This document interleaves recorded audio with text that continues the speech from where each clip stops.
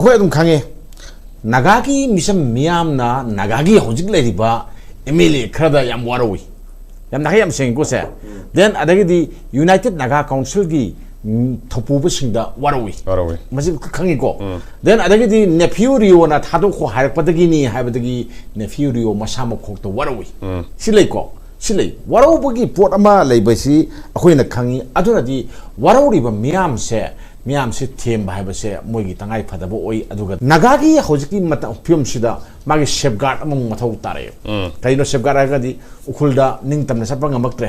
ꯅꯠꯆꯨꯝꯃꯤꯀꯣ ꯀꯥꯡꯄꯣꯛꯄꯤ ꯂꯥꯜꯂꯒ ꯆꯠꯄ ꯉꯝꯃꯛꯇ꯭ꯔꯦ ꯃꯩꯇꯩꯒ ꯆꯞ ꯃꯥꯟꯅ ꯈꯜꯂꯛꯄꯗꯨꯅ ꯁꯨꯝ ꯃꯩꯇꯩ ꯈꯨꯗꯤꯡꯃꯛꯇ ꯔꯦꯁꯇ꯭ꯔꯤꯛꯁꯟ ꯌꯥꯝ ꯂꯩꯔꯛꯄꯁꯦ ꯃꯣꯏꯒꯤ ꯃꯅꯤꯡ ꯇꯝꯕ ꯃꯌꯥꯝ ꯑꯃ ꯂꯩꯔꯛꯇꯕꯗꯨꯅ ꯃꯣꯏ ꯅꯥꯒꯥꯒꯤꯁꯨ ꯀꯩꯗꯧꯒꯤꯕꯨ ꯃꯥꯒꯤ ꯁꯦꯐꯒꯥꯔꯗ ꯑꯃꯈꯛ ꯃꯊꯧ ꯇꯥꯔꯛꯄꯅꯤꯅ ꯃꯗꯨ ꯍꯣꯝ ꯃꯤꯅꯤꯁꯇꯔꯗ ꯑꯩ ꯁꯣꯏꯅ ꯍꯥꯏꯔꯝꯒꯅꯤꯅ ꯈꯜꯂꯤ ꯁꯤ ꯄꯣꯠꯁꯦ ꯍꯟꯗꯛꯀꯤ ꯇꯥꯡ 24ꯗ ꯃꯥꯜꯂꯤ ꯑꯩꯅ ꯁꯨꯝ ꯈꯟꯕꯗ ꯅꯥꯒꯥꯒꯤ ꯇꯤꯝ ꯑꯃ ꯍꯥꯏꯇꯥꯔꯦ ꯆꯠꯂꯤꯁꯤ ꯆꯠꯂꯤꯁꯤꯗ ꯑꯩꯈꯣꯏꯅ ꯌꯦꯡꯗꯣꯏꯁꯤ ꯅꯥꯒꯥꯒꯤ MLA ꯍꯥꯏꯔꯒ ꯅꯥꯒꯥꯒꯤꯗ BJPꯒꯤ MLA ꯃꯌꯥꯝ ꯑꯃ ꯂꯩꯀꯣ ꯑꯍꯨꯝ ꯂꯩꯀꯣ ꯅꯥꯒꯥꯒꯤꯗ BJPꯒꯤ MLA ꯑꯍꯨꯝ ꯂꯩ MLAꯗꯨꯗꯤ ꯀꯅꯥꯅꯣ ꯍꯥꯏꯔꯒꯗꯤ MLA ꯑꯍꯨꯝꯗꯨꯗꯤ ꯑꯩꯈꯣꯏꯒꯤ ꯍꯧꯖꯤꯛ ꯍꯤꯜ ꯑꯦꯔꯤꯌꯥ ꯀꯃꯤꯇꯤꯒꯤ ꯆꯤꯌꯔꯃꯦꯟ ꯑꯣꯏꯔꯤꯕ ꯗꯤꯒꯥꯡꯃꯩ ꯌꯥꯎꯏꯀꯣ ꯑꯗꯒꯤ ꯑꯣꯂꯤꯁ ꯌꯥꯎꯔꯤꯀꯣ ꯗꯦꯟ ꯑꯃꯅ ꯖꯝꯍꯦꯡꯂꯨꯡ ꯑꯣꯏꯔꯝꯗꯧ ꯃꯥꯜꯂꯦ ꯑꯩ ꯈꯟꯕꯗ ꯃꯣꯏ ꯑꯍꯨꯝꯁꯤ BJPꯒꯤꯅꯤ ꯃꯣꯏ ꯌꯥꯎꯗꯦꯀꯣ ꯑꯗꯒꯤ ꯗꯦꯟ ꯑꯃꯗꯤ ꯂꯩꯈꯤꯗ꯭ꯔꯦ ꯅꯠꯇ꯭ꯔꯥ ꯑꯗꯨꯗꯤ NPFꯀꯤ ꯂꯨꯆꯤꯡꯕ ꯑꯅꯤ ꯃꯊꯪ ꯃꯅꯥꯎ ꯅꯥꯏꯕꯅꯤ ꯑꯃꯅ ꯀꯩꯅꯣ ꯍꯥꯏꯔꯀꯥꯟꯗ ꯑꯋꯥꯡꯕꯣꯡ ꯅꯤꯃꯥꯏꯅꯤ ꯑꯃꯅ ꯗꯤꯄꯨꯇꯤ ꯆꯤꯐ ꯃꯤꯅꯤꯁꯇꯔꯅꯤ ꯅꯠꯇ꯭ꯔꯥ ꯃꯣꯏꯁꯤ ꯀꯥꯏꯗ ꯑꯩꯈꯣꯏ ꯕꯤꯂꯣꯡꯁ ꯇꯧꯋꯦ ꯍꯥꯏꯔꯒ NPFꯇ ꯕꯤꯂꯣꯡꯁ ꯇꯧꯏ ꯌꯥꯏꯀꯣ NPFꯅꯤ ꯑꯗꯨꯒ NPFꯀ ꯁꯣꯝꯒꯤ MLA ꯑꯅꯤ ꯆꯠꯂꯦ ꯑꯗꯨꯒ ꯗꯦꯟ ꯑꯁꯣꯝ ꯅꯥꯀꯟꯒꯤ ꯆꯤꯐ ꯃꯤꯅꯤꯁꯇꯔꯁꯨ NPFꯅꯤ ꯅꯠꯇ꯭ꯔꯥ ꯑꯝꯇꯅꯤꯀꯣ ꯃꯣꯏꯁꯦ ꯑꯝꯇꯪ ꯄꯨꯟꯅ ꯆꯠꯃꯤꯟꯅꯕꯒꯤ ꯋꯥꯅꯤ ꯑꯗ ꯁꯤꯗ ꯌꯥꯎꯔꯤꯁꯤ ꯀꯅꯥꯅꯣ ꯍꯥꯏ UNC ꯌꯥꯎꯔꯤꯀꯣ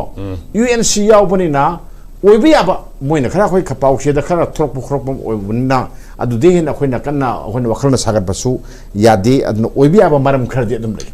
ꯑꯍꯥꯟꯕꯒꯤ ꯃꯔꯝꯁꯤ ꯀꯔꯤꯅꯣ ꯍꯥꯏꯇꯥꯔꯒꯗꯤ ꯑꯩꯈꯣꯏ ꯑꯗꯨꯝ ꯈꯪꯉꯦ ꯅꯥꯒꯥꯒꯤ ꯃꯤꯁꯝ ꯃꯤꯌꯥꯝꯅ ꯅꯥꯒꯥꯒꯤ ꯍꯧꯖꯤꯛ ꯂꯩꯔꯤꯕ MLA ꯈꯔꯗ ꯌꯥꯝ ꯋꯥꯔꯧꯏ ꯌꯥꯝ ꯅꯥꯒꯥ ꯌꯥꯝ ꯁꯦꯡꯉꯤꯀꯣ ꯁꯦ ꯗꯦꯟ ꯑꯗꯒꯤꯗꯤ ꯌꯨꯅꯥꯏꯇꯦꯗ ꯅꯥꯒꯥ ꯀꯥꯎꯟꯁꯤꯜꯒꯤ ꯊꯧꯄꯨꯕꯁꯤꯡꯗ ꯋꯥꯔꯧꯏ ꯃꯁꯤ ꯈꯪꯉꯤꯀꯣ ꯗꯦꯟ ꯑꯗꯒꯤꯗꯤ ꯅꯦꯐ꯭ꯌꯨ ꯔꯤꯌꯣꯅ ꯊꯥꯗꯣꯛꯈꯣ ꯍꯥꯏꯔꯛꯄꯗꯒꯤꯅꯤ ꯍꯥꯏꯕꯗꯒꯤ ꯅꯦꯐ꯭ꯌꯨ ꯔꯤꯌꯣ ꯃꯁꯥ ꯃꯈꯣꯛꯇ ꯋꯥꯔꯧꯏ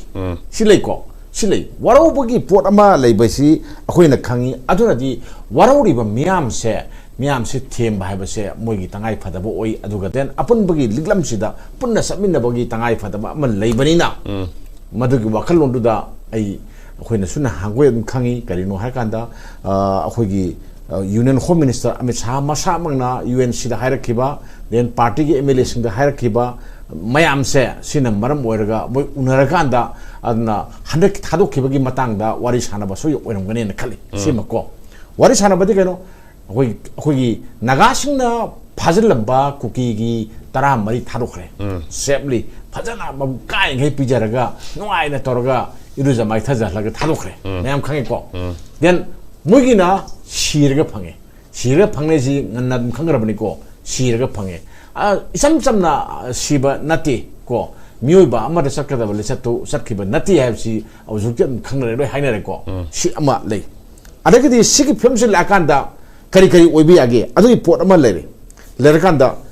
ꯅꯥꯒꯥꯒꯤ ꯍꯧꯖꯤꯛꯀꯤ ꯐꯤꯕꯝꯁꯤꯗ ꯃꯥꯒꯤ ꯁꯦꯐꯒꯥꯔꯗ ꯑꯃꯃꯨꯛ ꯃꯊꯧ ꯇꯥꯔꯛꯑꯦ ꯀꯔꯤꯅꯣ ꯁꯦꯐꯒꯥꯔꯗ ꯍꯥꯏꯔꯒꯗꯤ ꯎꯈ꯭ꯔꯨꯜꯗ ꯅꯤꯡꯇꯝꯅ ꯆꯠꯄ ꯉꯝꯃꯛꯇ꯭ꯔꯦ ꯅꯠꯆꯨꯝꯃꯤꯀꯣ ꯀꯥꯡꯄꯣꯛꯄꯤ ꯂꯥꯜꯂꯒ ꯆꯠꯄ ꯉꯝꯃꯛꯇ꯭ꯔꯦ ꯃꯩꯇꯩꯒ ꯆꯞ ꯃꯥꯟꯅ ꯈꯜꯂꯛꯄꯗꯨꯅ ꯁꯨꯝ ꯃꯩꯇꯩ ꯈꯨꯗꯤꯡꯃꯛꯇ ꯔꯦꯁꯇ꯭ꯔꯤꯛꯁꯟ ꯌꯥꯝ ꯂꯩꯔꯛꯄꯁꯦ ꯃꯣꯏꯒꯤ ꯃꯅꯤꯡ ꯇꯝꯕ ꯃꯌꯥꯝ ꯑꯃ ꯂꯩꯔꯛꯇꯕꯗꯨꯅ ꯃꯣꯏ ꯅꯥꯒꯥꯒꯤꯁꯨ ꯀꯩꯗꯧꯒꯤꯕꯨ ꯃꯥꯒꯤ ꯁꯦꯐꯒꯥꯔꯗ ꯑꯃꯈꯛ ꯃꯊꯧ ꯇꯥꯔꯛꯄꯅꯤꯅ ꯃꯗꯨ ꯍꯣꯝ ꯃꯤꯅꯤꯁꯇꯔꯗ ꯑꯩ ꯁꯣꯏꯅ ꯍꯥꯏꯔꯝꯒꯅꯤꯅ ꯈꯜꯂꯤ ꯁꯤ ꯄꯣꯠꯁꯤꯃ ꯑꯩ ꯍꯥꯏꯔꯝꯒꯅꯤꯅ ꯈꯜꯂꯤ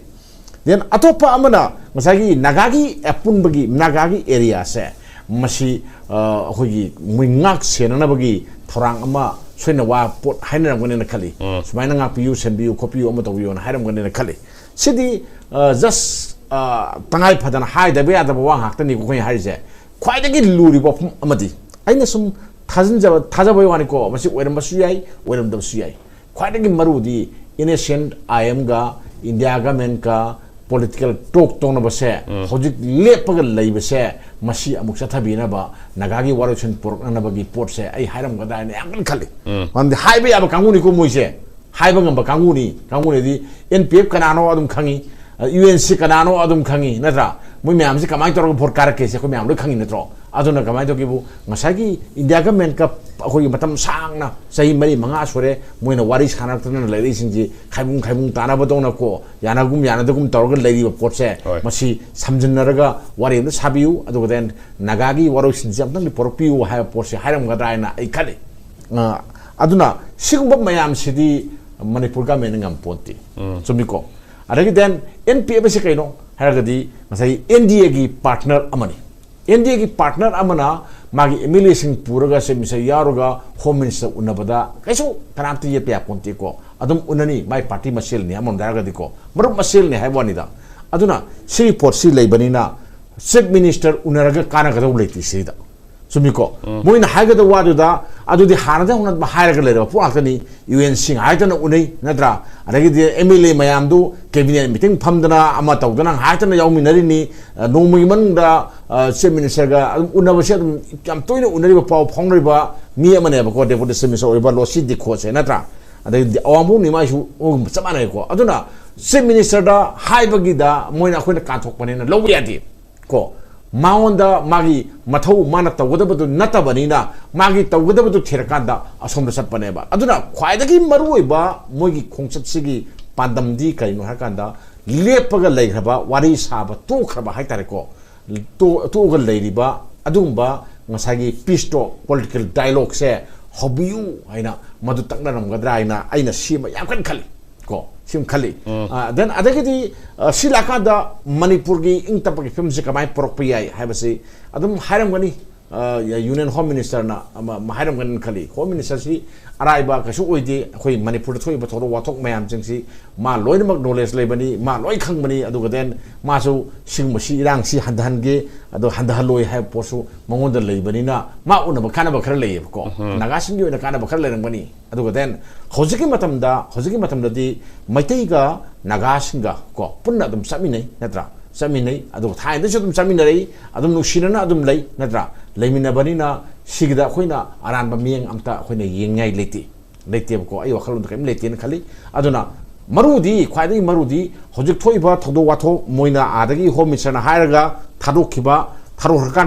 naga singna moida sahobudu kamai tar fagadage hai kanda adum justice putho su dum haigani natro hayam thong natro ngasagi naga gi konsa khulgi khunja tok hakhibodo ka hakhiba khunja taruk tugi adu senaba mi karigi phade bino natra adu gi justice PO se soina hairam gane ko adu haida bi yaroeba adu bo mayam do haira kanduda aduna kari haitar gi bu maset thamakanduda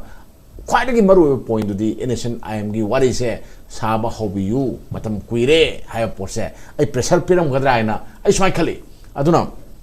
sida khoina yamna kanna ka hena khogi mipai ningai order dagana simisar khemjansi mawa satraba amadongna khoina lobi yadi sigi susida diko mase minister ni amana deputy minister ni moi leng corner ga thok tongin hal natro aduna amana thajana da balai na te ko lo thajana ma aktani aduna magi government sida haibada kanaro da ba haibada yoro da ba pot khara lai poto mana pibanga moi da mana phanga moi da poto moi khangbani na ada sapani na ai smai lawen thamjaki